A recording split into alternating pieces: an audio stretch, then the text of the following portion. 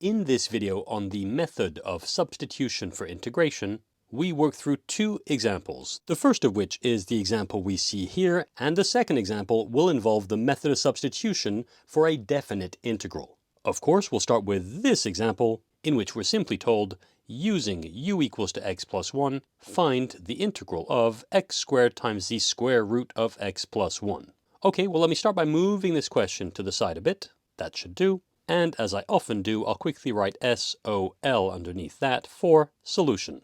Okay, now it's important to remember that the method of substitution is one of the methods used to integrate a product of two functions. And in this first example, it's quite clear there are two functions being multiplied here, one being x squared, the other being the square root of x plus 1. And the whole idea behind this method is to rewrite the integral we have in terms of a new variable, which in this case we're calling u, in order to turn the product that we have into something much simpler to integrate. So, looking at the integral we have here, it's quite clear that the variable for the moment is x. And our goal here is to rewrite this integral in terms of the variable u.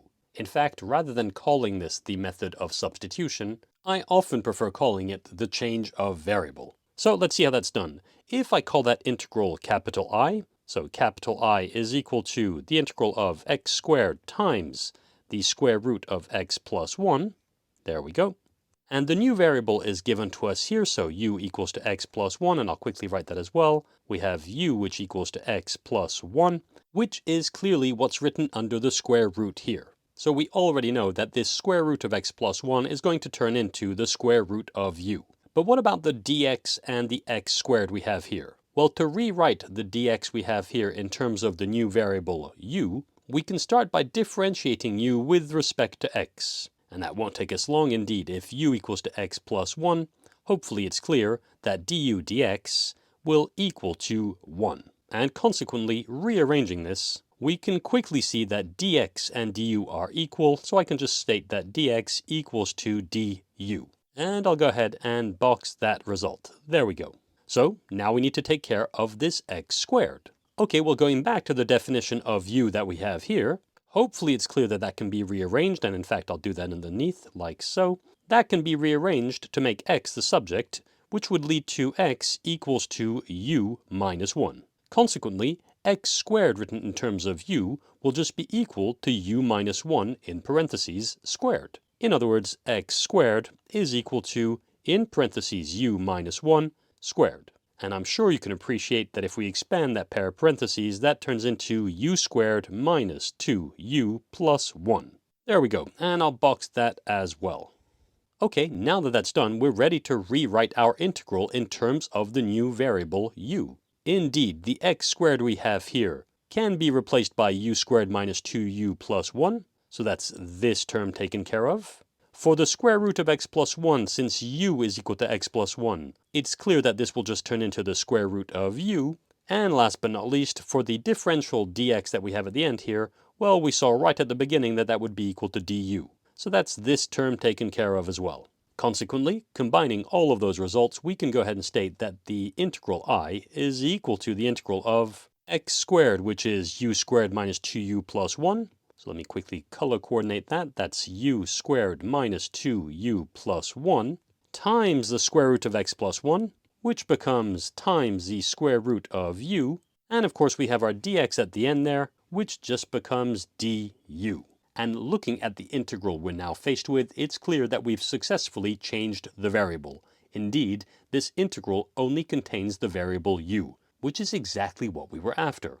And so rewriting this but replacing the square root of u by u to the power of a half, this quickly turns into the integral of, in parentheses, u squared minus 2u plus 1 times u to the power of 1/2 and du at the end. And now distributing this u to the power of a half to each of the three terms inside this pair of parentheses, this becomes the integral of, well, let's see, we have u squared times u to the power of a half, which becomes u to the power of 5/2, or 5 over 2, minus 2 times u to the power of a half, which becomes u to the power of 3/2, plus 1 times u to the power of a half, which is of course itself, u to the power of a half.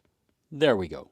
And at this stage, it's worth pausing for a second just to realize that thanks to the change of variable we've just made, our integral went from being a product of two functions to a sum of several functions. Or I could say to a linear combination of three functions. And we'll have no trouble whatsoever integrating these. And in doing so, this quickly becomes 1 over 7 over 2 times u to the power of 7 over 2 minus 2 times 1 over 5 over 2 times u to the power of 5 over 2 plus 1 over 3 over 2 times u to the power of 3 over 2. And of course we have a constant of integration at the end here.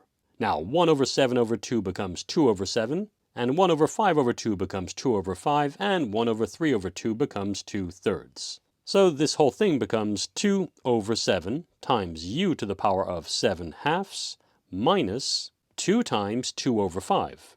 So that's 4 over 5, or 4/5 of u to the power of 5 over 2, plus 2/3 of u to the power of 3 over 2, plus c. And now that the integration has been successfully carried out in terms of u, all we have to do to get the final answer is rewrite each of the u's we have here in terms of x. In other words, we're going to replace each of these u's by x plus 1. And so we can state that the integral I is equal to 2 over 7 times in parentheses x plus 1 raised to the power of 7 over 2 minus 4 over 5 times x plus 1 raised to the power of 5 over 2 plus 2/3 times in parentheses x plus 1 raised to the power of 3 over 2 plus the constant of integration c. And that's the final answer. And there we go. Let's look at the second example. In this second example, we're told, using u equals to the square root of x, evaluate the definite integral from 4 to 9 of 1 over 1 plus the square root of x. Okay, well let me move this to the side, like so. And again, I'll quickly write SOL for solution. Okay, before writing anything, let me point out that, as I said at the beginning of this video, the method of substitution is one of the methods used when integrating a product of two functions. And when we first look at this, that may not appear to be the case. Nevertheless, it's important to realize that we can think of this integrand, that is, we can think of this 1 over 1 plus the square root of x, as 1 times 1 over 1 plus the square root of x, which is indeed a product of two functions. That being said, I carry on. When it comes to the method of substitution for definite integrals, there are essentially two approaches, and we'll be seeing both here. In either of the two cases, though, the first thing we need to do is change the variable inside this integral. So what I'll do is I'll go ahead and say let I equal to the integral, without a lower and upper limit, of 1 over 1 plus the square root of x. And since our goal is to rewrite this integral in terms of u, I'll go ahead and remind us of u, which is the square root of x. And just looking at this variable and the integral we have here, it's clear that the square root of x on the denominator will just become u. But what about the dx we have at the end here? Well, if I differentiate u with respect to x, this becomes du dx is equal to 1 over 2 times the square root of x. And since the square root of x is equal to u, this quickly becomes du dx equals to 1 over 2u, and this can quickly be rearranged to make dx the subject, and in doing so we'll find that dx is equal to 2u du. And I'll go ahead and box that result. Alright, so looking at this result, as well as the variable u that we have here, hopefully it's clear that we can replace the square root of x by u, and we can replace the dx we have here by 2u du. In other words, we can rewrite this integral solely in terms of the new variable u. And in doing so, let me just make a quick line of separation here. In doing so, I becomes the integral of 1 over 1 plus u times 2u du. In other words, I is equal to the integral of 2u over 1 plus u, and we're integrating with respect to u. Alright, now at this stage we've successfully rewritten the integral in terms of the new variable. Indeed, there are no x's left to be seen. But when looking at what we have to integrate now, this 2u over 1 plus u, some may be thinking that we've made this even worse, in the sense that we're still dealing with a product of two functions. Indeed, we have 2u times 1 over 1 plus u. So how do we integrate this? Well, the fact is, here on the numerator we have a linear function, 2u, and we also have a linear function on the denominator, 1 plus u, which we could also think of as u plus 1. Consequently, we can divide the numerator by the denominator, and we can do that using either algebraic long division, or we could use synthetic division, which is what I'll do here. And so I'll make a quick side note here. We have 2u over 1 plus u, and using synthetic division in a small table over here, let's see. The coefficients on the numerator, well, we have 2u plus 0, technically, so I'll write a 2 here and a 0 here. And on the denominator, we have 1 plus u, or u plus 1, which would equal to 0 when u equals to negative 1, so I write a negative 1 right here. Now for synthetic division, I carry down the leading coefficient 2 to the bottom of the table, so I write my 2 here, and now 2 times negative 1 is negative 2, and adding the negative 2 to the 0 that's above it leads to negative 2. And as a quick reminder, this 2 here is the quotient, and the negative 2 here, well, that's the remainder. So the 2u over 1 plus u that we have here, and in fact I'll rewrite that underneath, the 2u over 1 plus u that we have is equal to the quotient, which is 2, plus the remainder over 1 plus u. So that becomes minus 2 over 1 plus u. And so thanks to this result, we can go back to our integral I and state that I is equal to the integral of, in parentheses, 2 minus 2 over 1 plus u. And of course, we're integrating with respect to u. And I'll carry on with my working up here. Let me just quickly draw a line of separation, like so. And so at the top here, integrating the expression we have here with respect to u, it quickly becomes 2u minus 2 times ln of the absolute value of 1 plus u. And of course, technically, we should have a constant of integration, c. Okay, so at this stage, we've successfully integrated with respect to u. And just as I said at the beginning, to evaluate this definite integral, we have two options. And of course, I'll show you both. So the first option, let's just call it option 1, is to rewrite the lower and upper limits of the original integral in terms of the new variable u. Here's what I mean. Since u is equal to the square root of x, and in fact I'll quickly write that, since we know that u is equal to the square root of x, we can make a very quick and small table of values for x and u, which will look something like this. So if I quickly do this here, there we go. Here's the whole idea. The lower and upper limits in terms of x were 4 and 9.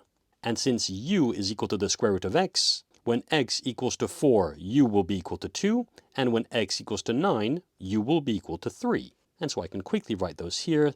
When x equals to 4, u equals to 2. When x equals to 9, u equals to 3. And using these two values of u, we can rewrite the definite integral we started off with as a definite integral written in terms of u. Indeed, we can go ahead and state that the original integral, so that was the integral from 4 to 9 of 1 over 1 plus the square root of x, is equal to the definite integral from 2 to 3 of 2u over 1 plus u. So that's 2u over 1 plus u. So there, the variable is u.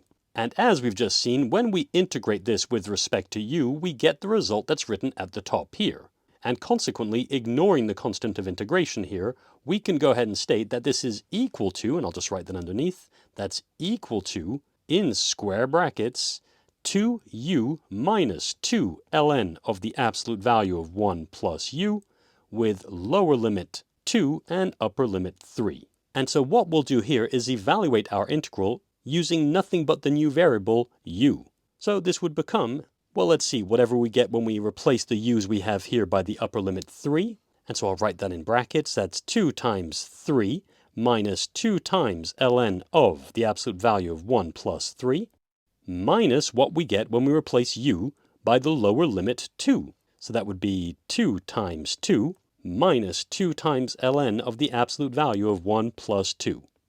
And so taking care of all of this, in that first pair of square brackets we get 6 minus 2 ln of the absolute value of 4, so that's the same thing as ln of 4 without the absolute value.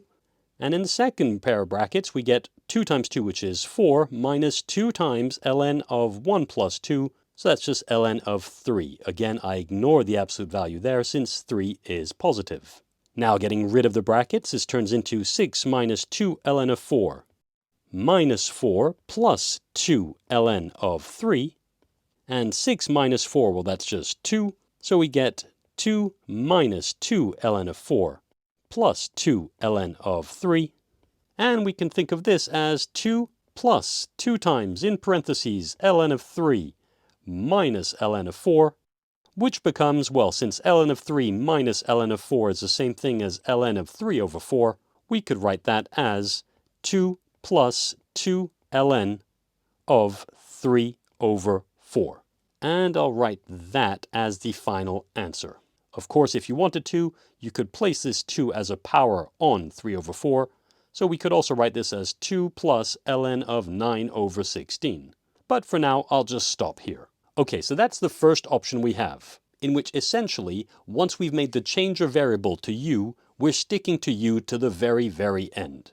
In option 2, on the other hand, and I'll try and write that over here, I may have to go further to the right. In option 2, well, the idea there is to rewrite our integral in terms of x. And here's what I mean. Once we carry out the integration in terms of u, and we get the result that we have at the top here, we can write our result in terms of x.